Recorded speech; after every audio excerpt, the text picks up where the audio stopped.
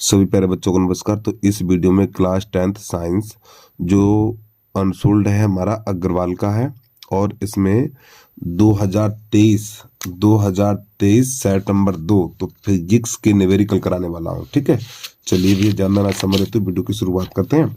तो प्रश्न नंबर पहला है हमारा, एक मोटर बाइक पर पीछे से आ रहे किसी अन्य वाहन को देखने के लिए 2 मीटर वक्रता त्रिज्या का एक उत्तल दर्पण लगा हुआ है। ठीक, अब देखो यहाँ पे कौन सा दर्पण, उत्तल दर्पण है और जिसकी वक्रता त्रिज्या कितनी है, 2 मीटर। देखो वक्रता त्रिज्या होती है आर, यानी वक्रता त्रिज्या को आर से लिखा जाता है। ठीक है, और ये उत्तल दर्पण है हमारा। बाइक के पीछे से आ रहे एक वाहन जिसकी दूरी मोटर बाइक, आगे देखिए, मोटर बाइक से किसी समय 4 मीटर की है। अब ये जो 4 मीटर की दूरी है तो प्यारे बच्चों ये यू का मान हो जाएगा, ये हमारा यू का मान हो जाएगा।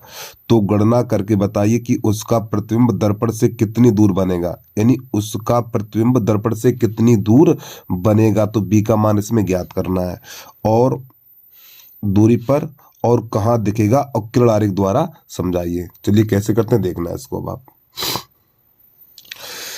तो प्यारे बच्चों प्रश्न नंबर पहला है हमारा यहाँ पे।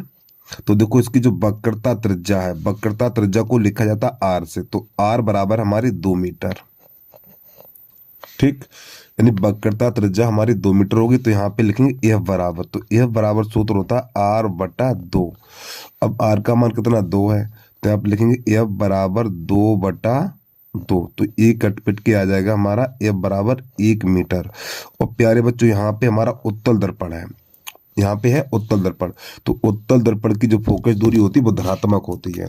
उत्तल दर्पण की फोकस दूरी धनात्मक होती है। ठीक, यहाँ प्लस का चिन्ह लगेगा और प्लस का चिन्ह लगाओ या ना लगाओ कोई दिक्कत नहीं है। अगर यहाँ पे उत्तल दर्पण होता तो उत्तल दर्पण की जो फोकस दूरी होती है वो ऋणात्मक होती है, तो माइनस का चिन्ह हमें लगाना पड़ता। अब आगे थोड़ा समझिए। अब यहाँ पे कह रहा है, यानी कि बाइक के पीछे से आ रहे एक वाहन जिसकी दूरी मोटर बाइक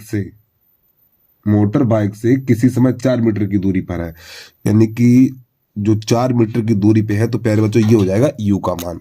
तो यहाँ पे नई लाइन से लिख लेना है हमें, यू बराबर 4 मीटर। और देखो यू का मान हमेशा माइनस होता है, यू का मान हमेशा माइनस होता है, ये चीज आप ध्यान रखना है।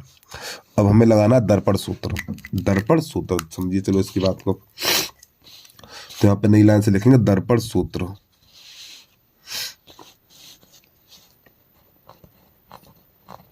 तो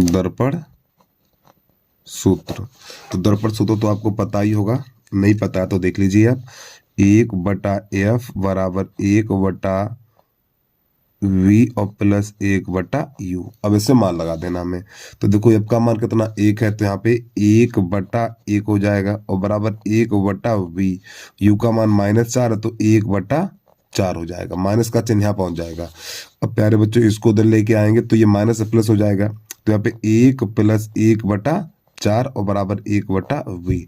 अब यहाँ पे 4 × 4 और 1 5 हो जाएगा, तो 5/v बराबर, और तेरी की 5/4 हो जाएगा। ठीक है, 5/4, 4 × 4 और 1 5, 5/4 बराबर 1/b। अब प्यारे बच्चों दोनों पक्षों को पलटा जाता है, ये चीज ध्यान रखना, आप दोनों पक्षों को पलटा जाएगा यहाँ से। जब दोनों पक्षों को पलटेंगे तो b बराबर हो जाएगा हमारा 4/5। अब इसका इसमें भाग लगाएंगे, जब इसका इसमें भाग लगाएंगे तो v बराबर हो जाएगा 0.8 मीटर। ये हमारा आंसर निकल के आ गया। ठीक, अब इसकी हिंदी क्या लिखेंगे, तो यहाँ पे लिखेंगे प्रतिबिंब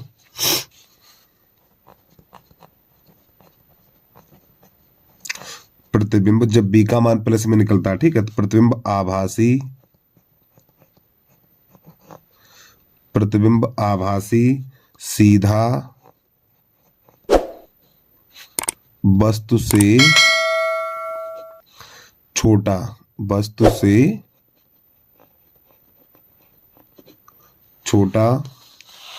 तथा दर्पण के पीछे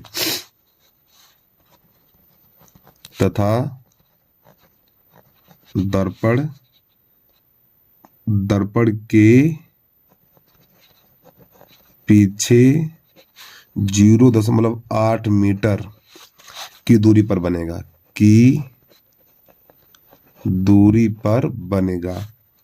ठीक। और प्यारे बच्चों आप किरण आरेख देख ही रहे हो कैसे बना हुआ है, ठीक है। और यही किरण आरेख बना लीजिए, ठीक। जो चित्र बना हुआ है इसी को बना लीजिए आप। चलिए एक बार प्रश्न को पूरा देखिए आप।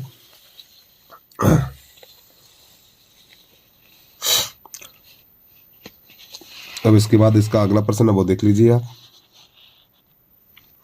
प्रश्न नंबर 2 है, निकट दृष्टि दोष से पीड़ित, निकट दृष्टि दोष से पीड़ित एक व्यक्ति अधिक से अधिक 100 मीटर की दूरी तक देख सकता है। देखो प्यारे बच्चों 100 मीटर की दूरी तक देख सकता है, ये मान होता है बी का।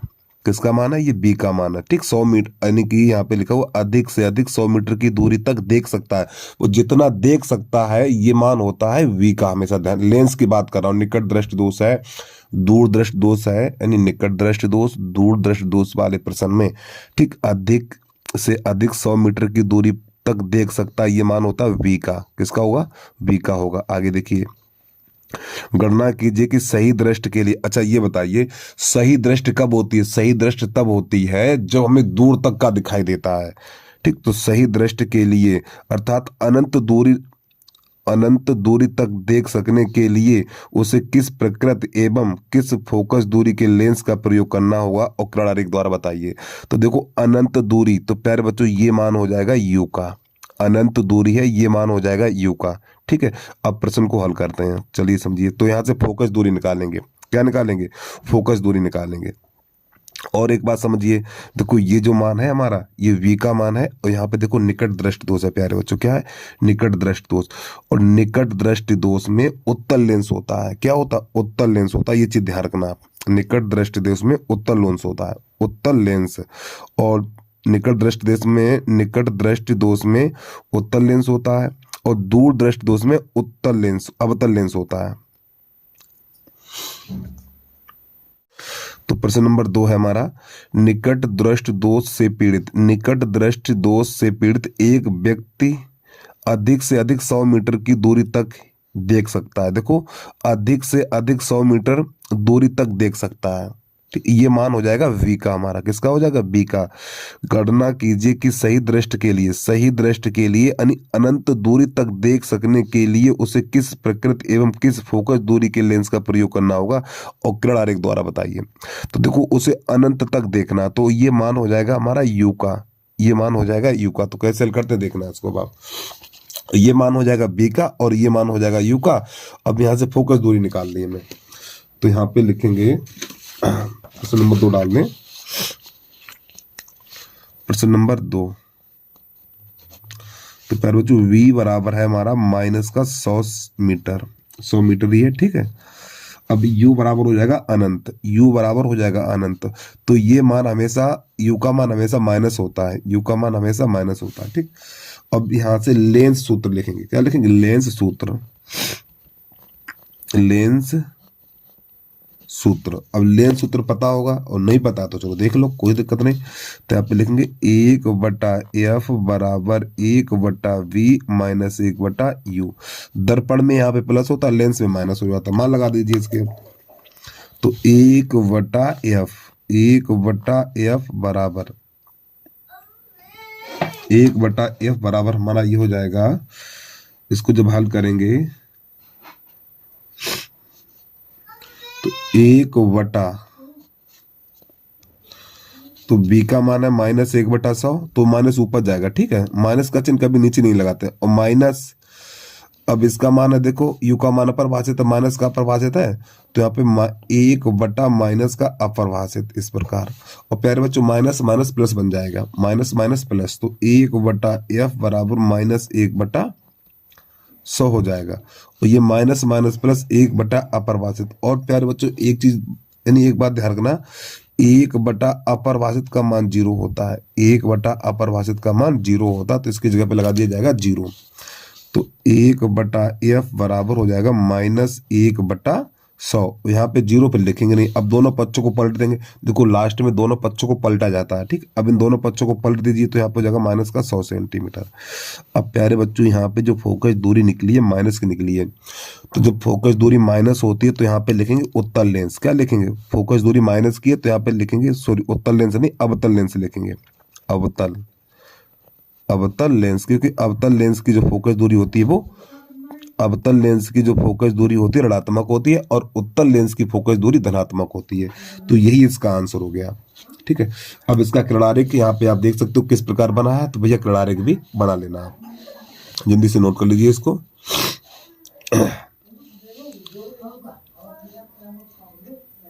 इसके बाद अगला प्रश्न है तीसरा, देखिए आप। तो प्रश्न नंबर 3 है हमारा, ओम का नियम क्या है, इसकी व्याख्या संबंधी विद्युत परिपथ बनाकर कीजिए।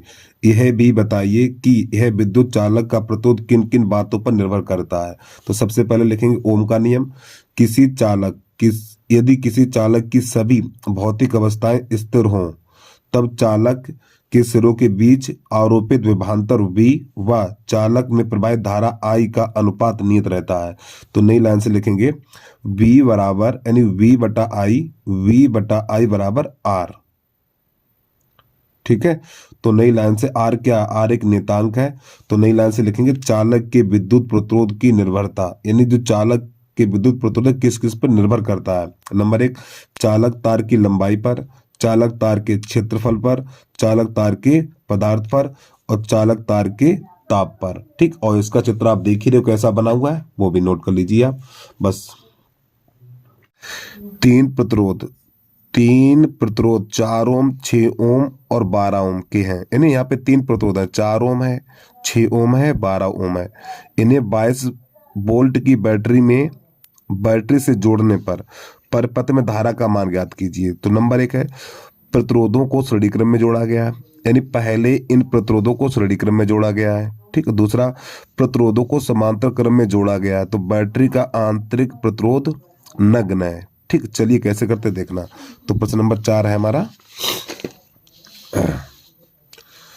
तो प्रश्न नंबर 4, तो प्यारे बच्चों जो हमारे प्रतिरोध है यहाँ पर 4 ओम, 6 ओम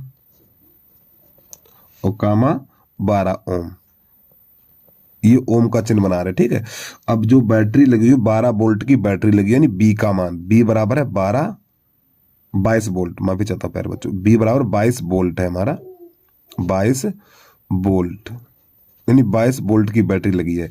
तो नंबर 1 में कह रहा प्रतिरोधों को श्रेणी क्रम में जोड़ा गया, प्रतिरोधों को श्रेणी क्रम में जोड़ा गया। तो यहां पे लिखेंगे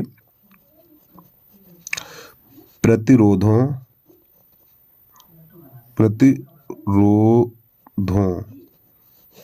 को श्रेणी क्रम में जोड़ने पर, यानी प्रतिरोधों को श्रेणी क्रम में जोड़ने पर। अब समझिए इसकी बात को भी है, जब प्रतिरोधों को श्रेणी क्रम में जोड़ेंगे तो प्यारे बच्चों इसे सीधा सीधा जोड़ दिया जाता है इनको। तो यहाँ पे लिखेंगे R बराबर 4 + 6 और +12, इनको ऐसे करके जोड़ दिया जाता है। ठीक है, तो R बराबर निकलेगा, ये हो जाएगा 22 ओम। कितना हो जाएगा, 22 ओम। तो इसमें धारा ज्ञात करनी है नई लाइन से। तो सूत्र होता है हमारा I बराबर, देखो श्रेणी क्रम प्रतिरोध ये होता है R बराबर R1 + R2 + R3, ये होता श्रेणी क्रम हमारा। तो यहाँ पे 3 प्रतिरोध है, 1 2 3, इन तीनों को सीधा जोड़ दीजिए आप ऐसे करके। ठीक, सूत्र ना लिखें, ठीक, इन्हें सीधा जोड़ दीजिए इस प्रकार। तो यहाँ पे लिखेंगे I बराबर, तो I बराबर होता है V बटा R। तो प्यारे बच्चों V कितना, 22 वोल्ट है, देखो 22 वोल्ट, तो यहाँ पे 22 लगा देना है, 22, और फिर R का मान कितना, ये भी 22 है। तो यहाँ 22 से 22 कट जाएगा, तो जो हमारी विद्युत धारा निकलेगी वो 1 एम्पियर निकलेगी। एम्पियर, विद्युत धारा का मात्रक एम्पियर होता है, चाहो तो इसे आप ए से भी ले सकते हो। ठीक है, ये इसका आंसर आ गया। चलिए भैया पहला कंप्लीट हो गया, दूसरा देखिए अब आप। चौथे का पहला कंप्लीट हो गया, अब दूसरा कैसे करते हैं उसको भी देख लीजिए आप।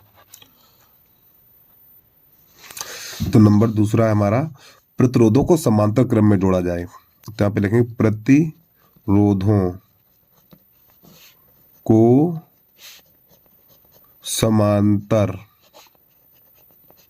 क्रम में जोड़ा जाए, प्रतिरोधों को समांतर क्रम में जोड़ा जाए या जोड़ने पर। ठीक है, तो यहाँ पे देखो जब समांतर क्रम में जोड़ेंगे तो 1/R, तो बटे करके जोड़ना है। तो पहला प्रतिरोध 4 है तो 1/4, दूसरा 1/6 और तीसरा 1/12। समांतर क्रम में ऐसे जोड़ते हैं। तो 1/R बराबर इनका लासा कितना आएगा, लासा आएगा 12। अब जरा ध्यान समझना, 4 × 12, 3 बार जाएगा, 6 दूनी 12, 2 बार गया। अब इसके बाद 12 एकन 12, अब ऊपर वाली संख्या को जोड़ देंगे तो 1/r बराबर हो जाएगा 6/12। तो 6 एकन 6, 6 दूनी 12। अब दोनों पक्षों को पलटेंगे हम। जब दोनों पक्षों को पलटेंगे तो प्यारे बच्चों ये बन जाएगा r और ये बन जाएगा 2 ओम। ठीक, अब यहाँ पे इसकी धारा निकालनी है हमें, धारा,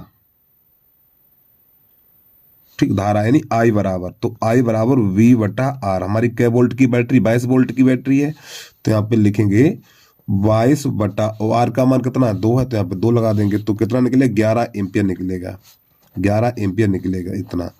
देखो प्यारे बच्चों एक बात ध्यान रखना, विकल्प में कभी कभार पूछ देता है, जब प्रतिरोध हमारे श्रेणी क्रम में होते हैं तो विद्युत धारा कम खर्च होती है, यानी विद्युत धारा का मान कम होता है।